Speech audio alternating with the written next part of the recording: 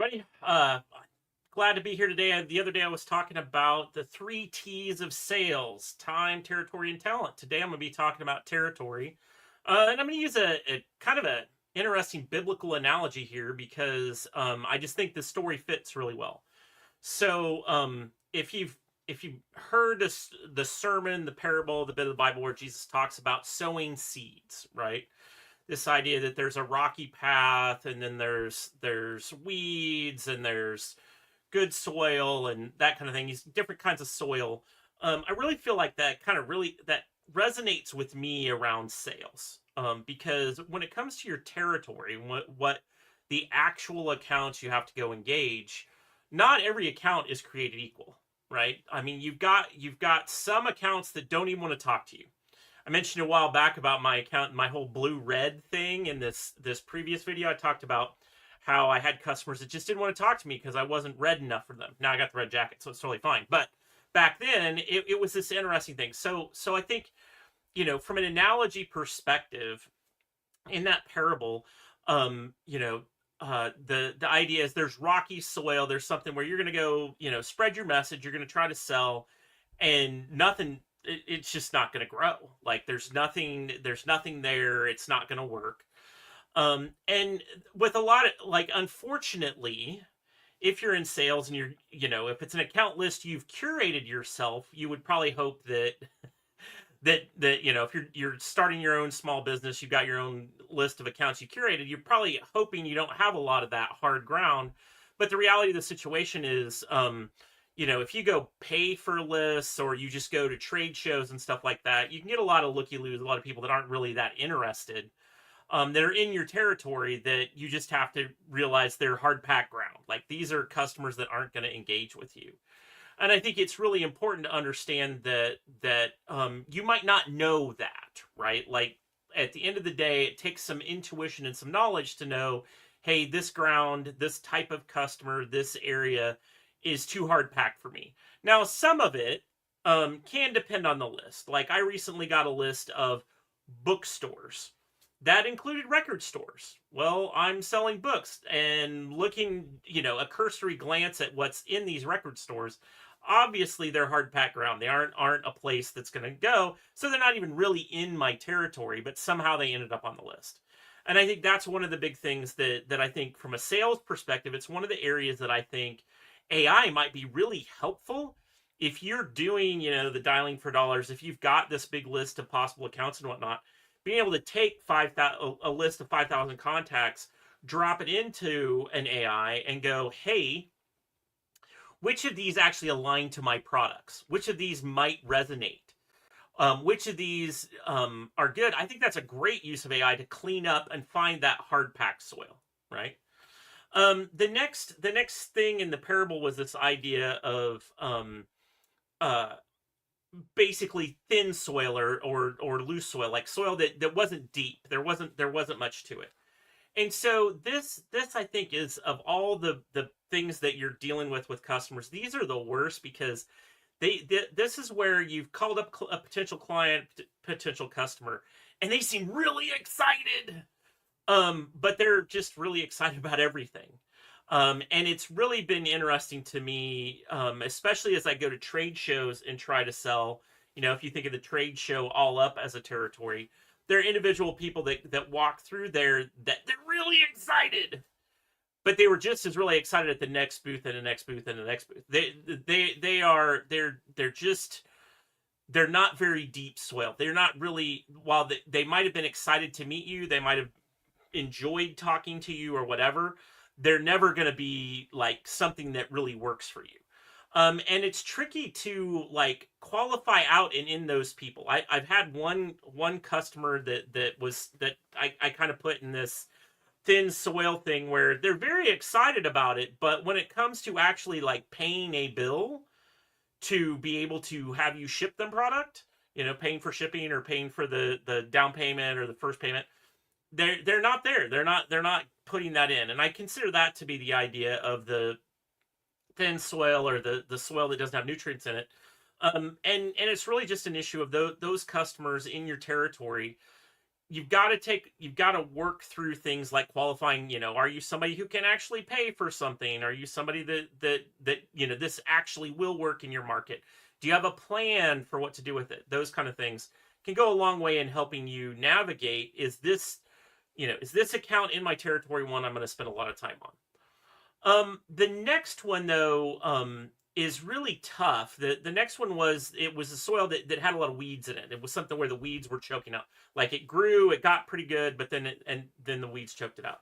And I think that one, those are the trickiest accounts for me, are the ones where I've got a good buyer, like solid buying signals. I've done my qualifications, but for whatever reason, they're just not there. Like, there's somebody that's constantly being interrupted.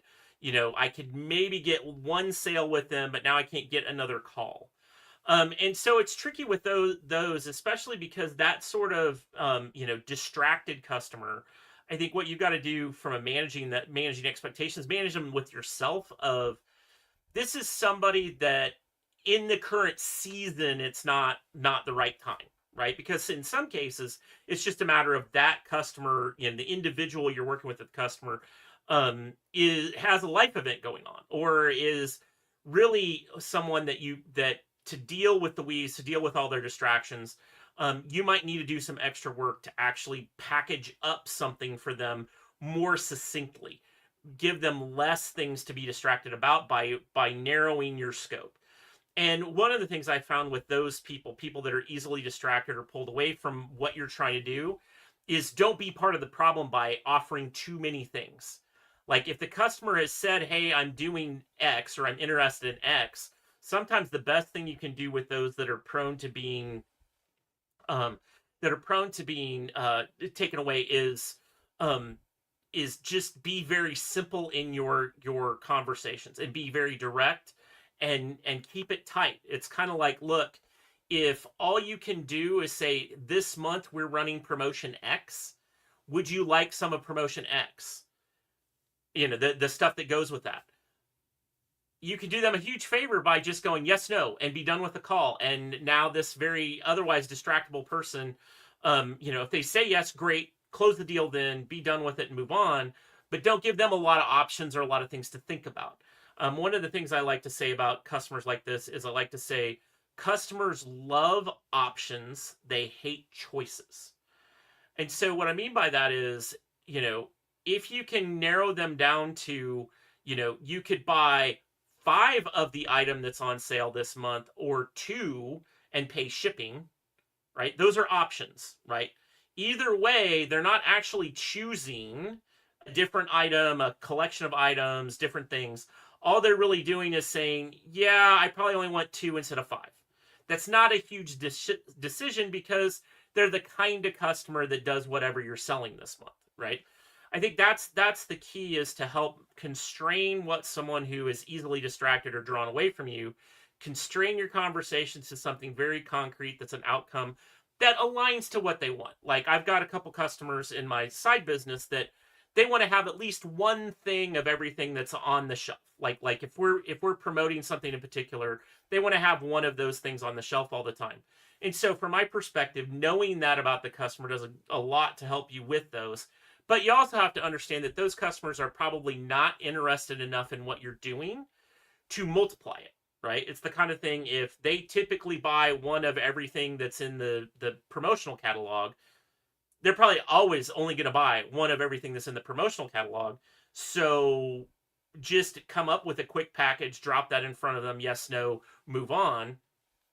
Because they're not deep soil. They're not somebody who sees what you've got to sell, and really can expand and go on it. And I think that's the last bit, right? So then it talks about the deep soil without the weeds, and it goes a 10, 100-fold yield on what you put in the ground. And I think that's the really key thing, is to cultivate and find those customers who do kind of get it, right? They get what you're selling, they understand your product, they understand how it's going to help them, and that then you can offer them other things to help them, right? And I think that's the tricky part, is in your territory, like, in the parable, Jesus isn't talking about how, like, 25% of things are hard packed ground and 25% of things are weedy soil. Like, it's not broken into 4 quarters, even though there's 4 examples. But if you think about your territory and your territory were laid out like that, your best case scenario is 25% will be good customers. So if you know that you're going to make your money on this kind of 25%, you've got to understand how to basically spend your time there, identify them very well, and spend your time there, as opposed to with these others, and understand what your strategy for dealing with the others are, right? And so in my own experience, I think the other thing is there is this idea of reaping and sowing, right? So when you think about those customers that are potential deep pockets, you may need to spend some time actually cultivating the relationship, cultivating it so they can sell better or they can work with you more effectively, like whatever your product is. So, depending on what you're selling, if it's kind of a wholesale retail kind of thing, then you're looking at, okay, so how do I equip them to pitch the product? If it's more of a B2B services kind of thing, it's how do I make sure that their employees that are purchasing or using this product are doing it better? And so I think that's really the art of the offer. Is am I giving them an offer that makes sure that not only can they use it, but they can get great benefit from it, so they want more, or they want more of what you have to offer because you're always bringing them great benefit. And I think that's the tricky part about the deep soil is you can cultivate deep soil. Like, you can make it that way by spending time, effort, and energy on it. But you have to understand, are the humans I'm working with, is this business one where it's worth digging a little deeper, helping enrich the soil, providing the kinds of things you need to sort of fertilize it or pull the weeds to make it more effective for them? I really think that idea of reducing people's thought process down to a couple of options and a choice that's kind of already been made, like, we're going to go with the middle tier model because this customer always buys the middle tier, and it's how much of that model we're going to buy is the options. That goes a long way. Or, the options are, well, you're going middle tier, but here's, one way we could dress it up or another way we can dress it up. Again, very simple things that align to the way they think. I think the last bit about territories is sometimes, the territory you have today is also the territory you have tomorrow. And I think that's one of the challenges with sales is there can be some short-sightedness of, hey, I've got this territory, I figured out a way I can exploit it and make my money this year, so I'm just going to go after that. That's a simple path, when maybe just a little bit of extra effort this year could really cause a bounty to happen. So I'm going to give you an example of that. I previously had a sales territory of about 35 accounts, and I had some peers of mine who were salespeople with the same number of accounts. And we had this sort of base goal we needed to reach in these 35 accounts, kind of a piece, that would get us one kind of bonus. And then there was another bonus that was just sheerly based on revenue. And so, and in the first one, it was really about, am I cultivating future revenue, right? Have I done some work with these customers to overcome some contractual term stuff? There were some setup things, some employee training things. There were just a handful of things you had to do to move somebody into this next tier of spending with us. Where my peers had found out that, hey, if we did this one thing, we got really high revenue credit for something that didn't take a lot of work. Now, the problem is, it was like a one-shot deal. Like, that was a one year, like, it was like a semi-annual kind of thing, or an annual kind of spiff. It was like, hey, if you did this thing in this quarter, you could really rack up your numbers, and it was great. Well, so my two peers did that. They took that approach. They maximized it. They got great awards, red jacket, all that sort of stuff. I, on the other hand, went the other route and said, look, I might have this territory again next year if and they'll probably double my quota. So I better spend a lot of time making sure that everybody that was sort of in that weedy patch got weeded or otherwise got fertilized, or however you want to look at it, like, worked with some of those customers and didn't just go after the high number. Now, in the end, I didn't quite hit the same top end number that first year that my peers did, but I still blew it out, and it was great. It was like the difference between, I was like at 160% and they were at 190%. On the flip side, The next year came around, I was ready to start making money like on all of my accounts, and they only had the few handful they had done this spiff with. Um, and so I really kind of blew things out the next year. So I think the point of this is when you get, this kind of territory that maybe it's not a good split. Maybe you've only got one really deep soiled customer that can really do something for you, and you've got a bunch of stuff where you've got to deal with the distractions and pull the weeds.